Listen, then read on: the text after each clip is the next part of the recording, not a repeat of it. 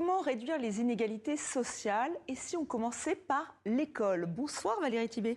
Bonsoir Estelle. On en est encore loin en France. L'Observatoire des inégalités montre que les élèves de classes sociales privilégiées sont plus souvent interrogés que les autres.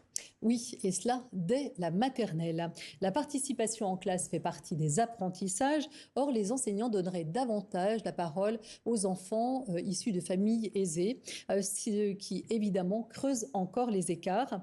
Un chercheur en psychologie sociale explique cela par le capital culturel que les enfants de familles aisées amènent à l'école.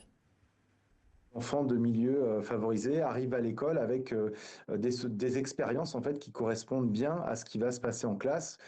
Si on prend par exemple la lecture d'un album, si on prend une discussion autour de la ville de Paris, de ses musées, eh bien ces enfants-là vont avoir plus de facilité à contribuer.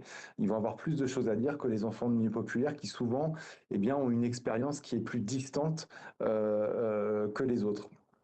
Alors le fait de s'adresser aux enfants de manière différenciée va influencer la façon dont ils se perçoivent et souvent altérer l'image qu'ils ont d'eux-mêmes.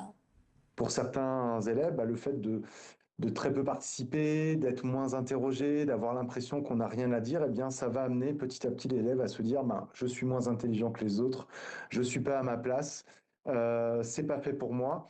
Et on sait que ce type de raisonnement, eh bien, ça a des conséquences négatives pour les apprentissages scolaires.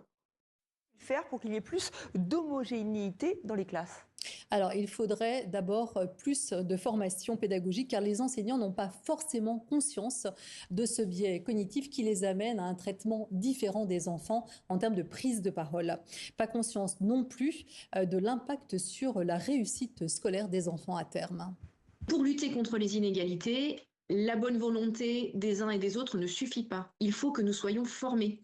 Il faut une formation solide, il faut une formation de plusieurs heures en présentiel, chose que nous n'avons pas actuellement.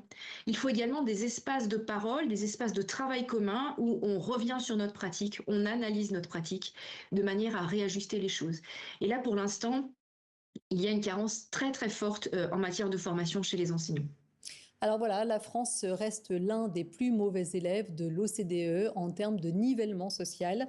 Selon un rapport de 2022, eh bien, les enfants de milieux populaires ont encore 6 fois moins de chances d'accéder à des filières d'excellence que les enfants de cadres.